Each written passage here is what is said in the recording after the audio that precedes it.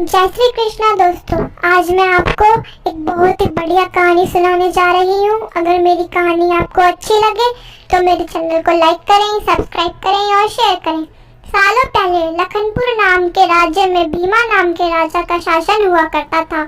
वह बहुत महत्वाकांक्षी था और अपनी प्रजा से बहुत प्यार करता था। उसके राज्य में चारों ओर खुशहाली थी, लेकिन राजा रानी खुद हमेशा दुखी रहते थे।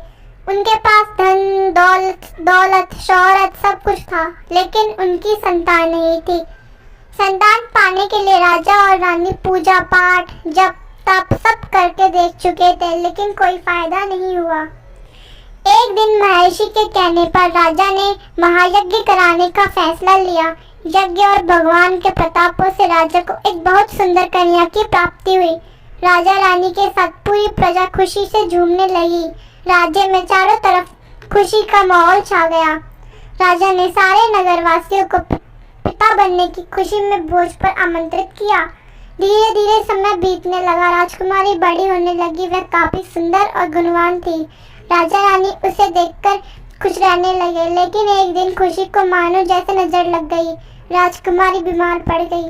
बड़े बड़े वैद्य नीम हकीम सब इस इलाज में जुट गए, लेकिन कोई फायदा नहीं हुआ। दिन प्रतिदिन राजकुमारी की हालत बिगड़ने लगी।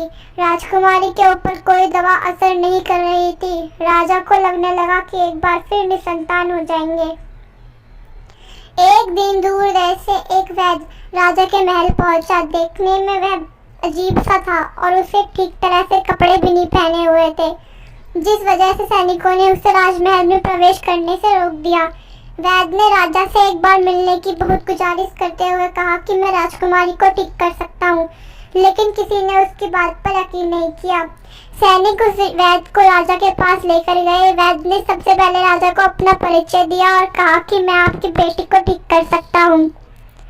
राजा ने उसकी बात सुनकर प्रश्न हुए, लेकिन उसका रहन सहन देखकर राजा ने उस पर यकीन नहीं किया। उधर राजकुमारी की तबीयत दिन पर दिन खराब होती जा रही थी, इसलिए राजा किसी वैद्य पर यकीन नहीं कर पा रहे थे। लेकिन उस वैद्य का आत्मविश्वास देखकर राजा ने उसे एक मौका देने का फैसला किया।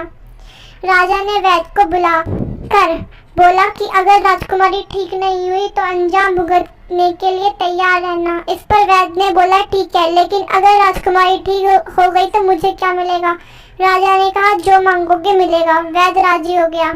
राजा खुद उस वैद्य को लेकर राजकुमारी के पास गया। राजकुमारी बिस्तर पर बेजान सी लेटी हुई थी।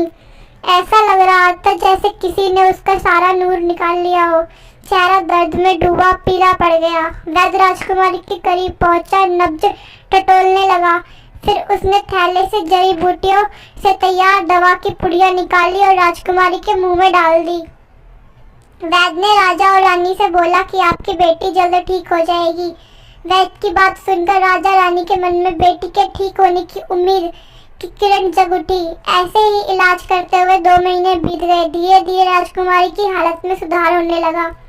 उसके चेहरे की चमक लौटने लगी। राजा रानी के चेहरे की खुशी भी झलकने लगी। एक दिन वैद्य ने राजा से कहा, महाराज राजकुमारी अब ठीक हो गई है। ये 1 महीने की पुड़िया बनाकर दे रहा हूँ। इसे समय पर राजकुमारी को देते रहना। इसके बाद राजकुमारी पूरी तरह स्वस्थ हो जाएंगी। यह बीमारी दोबारा उनके पास कभी नहीं आएगी।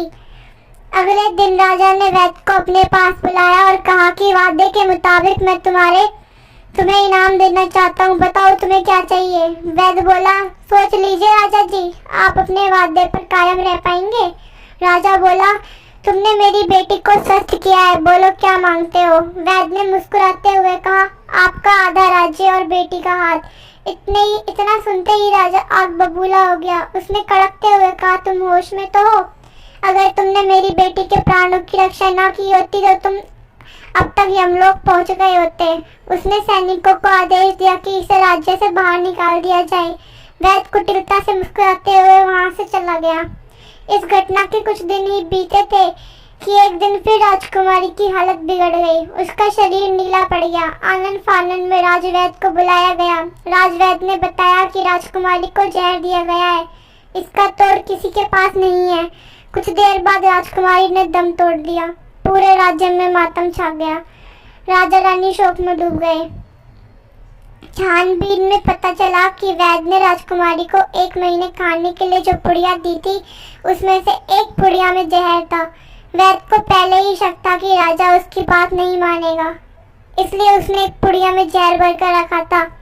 उसने सोचा कि अगर राजा शादी के लिए मान जाता है तो वह जहर वाली पुड़िया हटा देगा, लेकिन अगर नहीं माना तो इसकी सजा राजकुमारी को भुगतनी होगी। वैद्य की चाल कामयाब हो गई। कहानी से सीख हमें ये मिलती है कि अगर हमें किसी से कोई वादा किया है तो उसे ज़रूर पूरा करना चाहिए। धन्यवाद दोस्तों। अगर आपको मेरी कहानी अच्छी लगी तो मेरे चैनल को लाइक करें, सब्सक्राइब करें और शेयर करें।